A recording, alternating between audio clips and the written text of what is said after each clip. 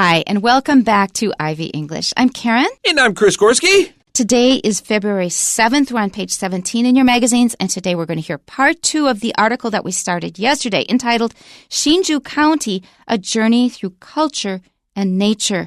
And we put our emphasis on Hakka culture yesterday. Food and nature, and also working the land, what people did to make a living, and dried persimmons. So I asked my wife about what she knows about Shinju County because I was just curious from a Taiwanese perspective. Like, okay, how do you see this and what is it like? Like, what are the big ideas you think of when you think of Shinju County? And she told me there's a temple there, there's the technology park, there is food, there is the ancestral family home. She basically listed out everything in the article, and she had not seen this article at all. It was strictly a question just to see what her perspective was. And so I was like really pleasantly surprised that she went right down the line of what we were talking about. So here are the big famous beats of this place, and we get a chance to talk about it in English. So we can say that this article pretty much covered the bases. That's right. Although she did not mention angu noodles, which that does sound really good though right now. That does, exactly. So angu is actually Taiwanese. So they just use the sound of Taiwanese for the name of the restaurant. So we're on day 2 of Shinju County, A Journey Through Culture and Nature. For those looking for a nature retreat, Jianshi Township, the largest district in Shinju County, offers a peaceful escape. The Atayal tribal settlement of Smangus, often called God's Tribal Village, is located in this remote area and surrounded by dense forests. Smangus provides homestays and scenic hiking opportunities, making it a great place for nature lovers. Smangus is well known for the Giant Tree Trail, a 5-hour hike through a forest of ancient cypress trees, including the 2,500-year-old Yaya Kaparong. The village also offers shorter trails like the Kora Eco Park Trail and the Frog Rock Footpath, which offer a chance to explore the region's diverse plant and animal life. Visitors can immerse themselves in the serene beauty of these natural landscapes while learning about the Atayal people's connection to the land. The village became an ecotourism destination after the rediscovery of its giant trees in 1991. To manage tourism sustainably, the residents adopted a cooperative system that promotes fair income distribution while preserving their cultural values. There is no public transportation available, and getting to Smangus requires a 2-hour drive along winding mountain roads from downtown Shinju. Despite its remote location, the village offers comfortable accommodations and simple meals, providing visitors with a genuine experience of its cultural heritage and natural beauty. So yesterday we really focused on Hakka culture, but today we're focusing on Taiwan or Formosan Aboriginal culture. Let's go back to the beginning. So let's remember our title, Shinju County, A Journey Through Culture and Nature, Part 2. For those looking for a nature retreat, Jianshi Township, the largest district in Shinju County, offers a peaceful escape. So now we're going to talk about a particular area of natural beauty, and it's culturally significant because it is an Aboriginal settlement. When we talk about retreats, we can talk about running away from battle, but this really here just means taking a mini vacation. This is usually not for 2, 3, 4 weeks. This will be for like a nice little weekend trip out of town. A retreat is something that we often use to describe a group of writers, for example, going to a place where everybody just goes into their own room and writes in a very peaceful environment. You get away from a lot of the busyness of being at home, like kids hanging on you and having all kinds of obligations. You're in a place where it's peaceful and quiet, and you can just focus on your work. That's the theory anyway. So a retreat is getting away from your usual life and focusing on something new, hopefully something restorative, something that makes you kind of feel refreshed. Our next sentence, the Atayal tribal settlement of Smangus, often called God's Tribal Village, is located in this remote area and surrounded by dense forests. Now, I have to confess that I didn't know about this area until quite late. It was several years ago. A former TA of mine went to visit Smangus, and she brought back a bottle of peach wine. Interesting. Now, I don't drink, but this was delicious. Really? Because I like peaches. Okay. So this was wine apparently made by the Aboriginal people there. And she just called it Smangus. She didn't give me the Chinese, which is unusual for any area in Taiwan. Usually get a Chinese name and you can find the characters and it makes sense. But this one did not. This one was unabashedly, that means without embarrassment, it was just Smangus, nothing else, written in the Latin alphabet. I didn't learn about it till later. And then I had other friends and family members who went there, and they had a kind of look of reverence in their eyes whenever they talked about this area, meaning it was a very, very special place that made a deep impression on them. This sentence impacted me. I was thinking about the language use here. The tribal settlement. Smangus is a very unique sounding word. God's tribal village in a remote area with dense forests. It's a very colorful sentence with a lot of visualizations in there. Calling it God's tribal village is quite a lofty, high name. I actually knew a girl named Jennifer Smangus in high school. So this also, like, for as colorful it is, also is a little bit funny because I see in my mind's eye this girl named Jennifer I knew. And she was old great. Were you then? I was a teenager. We were in high school. And she was just a really cool person. And so it's like, oh, yeah, like she's there. Yeah, fits right into your cool image that you're getting. Yeah, so it's really interesting. And then to have this wine called Smangus and yeah. Okay, next sentence. Smangus provides homestays and scenic hiking opportunities, making it a great place for nature lovers. Now, nature lovers and scenic hiking opportunities, that's pretty common. But homestays, instead of staying at a hotel or maybe one of these youth hostels or something, they don't have that. They're suggesting a homestay. Now, that's something special that we'll find out about in the next paragraph. Okay, so a homestay is a holiday spent in a home of a local family. These are really fun. Often you exchange. Like if you're going to homestay, you take a person and we will exchange with a person so that they're kind of safe. Although I found out it's often in larger groups that do homestay exchanges. You're not allowed to exchange with the same family that you're taking in a child from in case there is family conflict. So, for example, Karen, you and I, we have children. Your child can come stay with me, but my child can't stay with you because if something happens, then it becomes like a weird revenge situation. Oh, no. And it does happen that way. It does happen that way. And that sounds really unfortunate, but I suppose it's a safety issue and it's probably for the best that way. Homestays are not easy because I have had 2 major homestays in my life. The first one was in Mexico, in Puebla. And it was a wonderful experience, but it was my first time out of the U.S. And I was just learning Spanish and using it for the first time in a Spanish-speaking environment. I learned a lot and made a lot of stupid mistakes and things. But I had to get along with the family, and the family was more than kind. We're still in touch. Really? We're Facebook friends. I know a family that I'm close with. They did 2 homestays, and one was very successful. It was a very nice experience for them. And then the second one was a complete dud. This person was placed in Taiwan. They were very unhappy about that. And they expressed that every day that they lived there. And this is like one of the nicest families I know.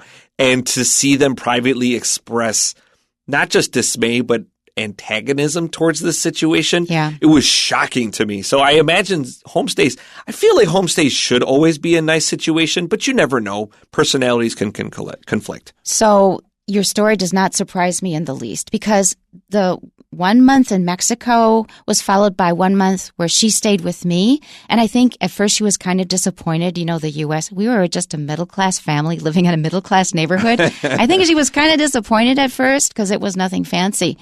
But she got into it. She got used to it. And that one was okay because actually it was just 1 month for each of us. After that, after I finished high school, I went to live with a family in Germany for a year. It was a really good family, but their daughter actually had a bad experience living with a family, more than one family, in the U.S. in the same program. And there was conflict from the beginning because she was kind of mad at the U.S. for her bad experience. So we never got along. Yeah, and I got along well with most of the rest of the family. It was fine. The parents were wonderful. But we had to live with that conflict situation. It was okay. I got through the year in one piece and I learned a lot. You grow up a lot when you have to live with conflict with that, like that, and deal with the situation on a daily basis. But it was fine. They were very, very kind to me. But I heard stories from other people in the same program. I mean, when you're with somebody for a year, that's a long time. It's a long time. Where it simply did not work, and they had to be assigned to a different family. There was terrible conflict. They did not like each other. It did not work out, and that was actually quite common. It's not easy for us humans to get along well with other random humans, especially if you're living with them. And living in their house. That's right. With cultural values on top of it. Maybe a language barrier. Yeah, I can imagine it could be difficult. It's not easy. But actually, when it works out, it's amazing. And you learn so much. That's how I learned German well, was with that family. And I thank them forever for that. Okay, so let's move on. Our next paragraph, Smangus is well known for the Giant Tree Trail, a 5-hour hike through a forest of ancient cypress trees, including the 2,500-year-old Yaya Kaparung. Now, if anything's going to throw you off in this whole article, it's that word. And we're not sure we're saying it right, but we did our best. Yaya Kaparung. I had a cat named Yaya. So this is I have a friend named Smangus. I got a cat here. I want to go visit this place so bad. You should. You should. Cypress trees, if you don't know what a cypress tree is, they live a very long time. They're rather ancient plants. They haven't changed terribly much across its history, and it's a Greek word, and in Greek it means cypress. We literally use the same word across it, which is kind of fun. I like that. I do too. Our next sentence, the village also offers shorter trails like the Koraw Eco Park Trail and Frog Rock Footpath, which offer a chance to explore the region's diverse plant and animal life. That really appealed to me because I love to hike, and I started learning about plants because I got frustrated when I was hiking that I didn't know what the plants were, what they were called. And I took a course in Taiwan botany. And I learned to name a lot of the common plants I saw. But years later, I forgot a lot of them, but I still enjoy hiking, and I no longer care if I don't know the name of a plant. I just commune with it. Thank you for being part of this place where I live. I love looking at the plant life here, too. Getting down real close to these plants and looking at them, especially these blooming flowers. They're so unique and different from the cold place that we're from. Yeah. And they just look different. They feel different. They smell different. To me, it's one of the real joys of being out in nature here, that there is such a contrast from what I grew up with and knew. I studied a lot of plants in the U.S. I knew a naturalist, and he would take us on walks. And depending how much he trusted you, he would teach you more because he would be afraid of teaching you something where people would just go in and go crazy, like teach you how to find wild mint or find strawberries, and people would just tear through plants. And destroy the environment. That's right. And so he would hold back depending how much he trusted you and teach you all these fun things. And so if you can, get down close and look at those plants that you're just walking by. Okay, I want to mention something in this context because Chris mentioned that we are both from a very cold climate. However, we do also have beautiful wild plants and flowers. Where I come from in St. Paul, Minneapolis, there's a place called the Eloise Butler Wildflower Garden. And there was a woman who in the 19th century went to huge efforts to establish it so people could enjoy nature where we lived, which became, a really urban place. But one thing I learned from visiting that place, which is one of my favorites now when I go back to Minnesota, is there's something called spring ephemerals. Because we have such a cold climate, when spring finally comes, it's like we all rejoice. Finally. We do, because it's finally getting warmer, wonderful smells in the air as the snow is melting. And the flowers rejoice, and they bloom like crazy. These are called ephemerals, which means that they only last for a very, very short period at the beginning of spring. It's spelled EPHEMERAL+S.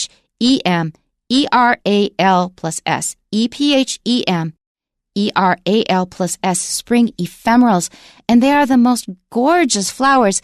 And often they are very tiny. So you have to be looking very carefully. And this reminds me of a Facebook friend I have in Alaska. He often posts beautiful, beautiful pictures of flowers. But when he shows you how small they are, you will be shocked. You will probably not notice them. They're teeny, teeny, tiny flowers. But up close, you can see they are very, very beautiful. So just keep that in mind. Where we come from in cold climates, it's less showy and you won't notice them so much. But there is also a huge, huge variety of flowers. Okay, so in this place, you will probably notice more things outright. So a lot of plant and animal life. That's one thing I really, really enjoyed when I moved to a warmer climate, is so many plants and animals. And I noticed it really first in Hawaii. I lived in Hawaii for a year, and everything blooms in Hawaii. All right, our next sentence. Visitors can immerse themselves in the serene beauty of these natural landscapes while learning about the Atayal people's connection to the land. And that is one of the big attractions, this area is inhabited mainly by Aboriginal people, Atayal people. And I think most of us living in the cities and even probably in the countryside, we do not have that much connection with Taiwan Aboriginal culture. I happen to live very close to Wulai, so I get some connection with it when I go to Wulai, but a lot of it is commercialized, so you don't really get into what Aboriginal culture is like on a day-to-day basis. So the vocabulary used across this article kind of reinforces this idea of this location as being a very calming place to be. So we have a nature retreat, peaceful escape. We can immerse ourselves in serene beauty, which are all adjectives kind of describing these ways to just take it easy and disconnect from the busy city life. Something I find myself doing a lot in Taipei, putting in sound blocking headphones and just locking out the noise, which in a weird way is kind of strange. I choose to live in a place that I try to block out so much. Exactly. Yeah. What does serene mean? Serene is like calm, peaceful beauty. And often quiet. And quiet, I agree. Something we don't have enough of Even here. the way we describe the word. We lowered our voice. That's right. And we got closer to the microphones. That's right, exactly. Okay. Let's continue here. The village became an eco-tourism destination after the rediscovery of its giant trees in 1991, which shocked me. Yeah, recently we had a typhoon. We recorded this back in November, and it took down a lot of trees. Some of them were newly planted, and they only went down like 45 centimeters into the earth. So they did not have very developed roots. They did not go very deep. And those were the ones that were most vulnerable to the typhoon. So we really have to take good care of these large trees. They are very, very old. And we don't want people going around and chopping them down for lumber or anything. When you go there, you need to really have a feeling for just how long these trees have been around, what they have lived through, how many typhoons. And I think in our next sentence, we're going to see a change they put in place that I think is going to help preserve these trees, because if you have these very large trees on your private property, why shouldn't I cut them down, log them, and sell them and make a nice tidy profit for myself? There's a lot of self-interest here. So I think our next sentence is going to be very interesting to look at and see how in this way they've protected the trees. I want to mention something in passing. There is a very popular novel called The Overstory. It is a very long book and it's quite difficult, so I don't really recommend it. It would probably be a little overwhelming. But after reading it, I had a lot of different feelings about trees. For example, trees move, trees communicate with each other underground. They actually communicate. They warn other living things of poisons or of dangers. So do not view trees as something that is just kind of always there and doesn't change. They are living beings. Like animals, they just move a little slower. Our next sentence here, to manage tourism sustainably, the residents adopted a cooperative system that promotes fair income distribution while preserving their cultural values. This is really, really important because often the native people of a place do not get the profit that the developers get. So they'll find, we can develop this for tourism. It's got a native theme. Let's see what we can add to draw tourists in. Often the native people, who are often actually kind of low on the economic scale, they do not benefit much from it. So this point is extremely important. So now that farmer that may have some giant trees on their individual property now has a reason not to cut them down. And so now we will have your neighbors, your people in your community are encouraging you to keep these trees. Yes, you might make this money up front, but think of all the help and care that you can give to your community by keeping these trees and us having this profit sharing, this experience that I think that really binds everyone together and in many ways helps keep the community together too with economic involvement. Okay, and distributed fairly. And that is kind of amazing and admirable because we humans are greedy. Yes. We are by nature, all of us, very, very, very greedy. Like when somebody has like a plate full of stuff, don't we just like look it over and see where the biggest one is and grab the biggest one? It's just so deeply ingrained in our nature. We are very, very greedy. It's very hard to share when we see that we can get something and then leave somebody else with no consequences. I think there are definitely people like that. I agree. Actually, it's in our nature. We can overcome it, but it takes an effort. Takes effort. I agree. It takes an effort. Okay, our last paragraph. There is no public transportation available, and getting to Smangus requires a 2-hour drive along winding mountain roads from downtown Hsinchu. As I was reading this, I was thinking how I would get there. I have a car. I could get there. I would not want to drive it because even with GPS, which I don't like using, I probably would have problems getting there, and I bet all of the roads are not necessarily really easy to drive on. So I realized if I wanted to get there, I would join a tour because they often, there's a local American guy who runs these tours to places like this. He provides the transportation, lets you go there and explore things on your own, gets to where you need to go and takes you back for a fee. So he organizes these wonderful tours. That's what I would do if I wanted to visit there. But man, those barf tourism buses.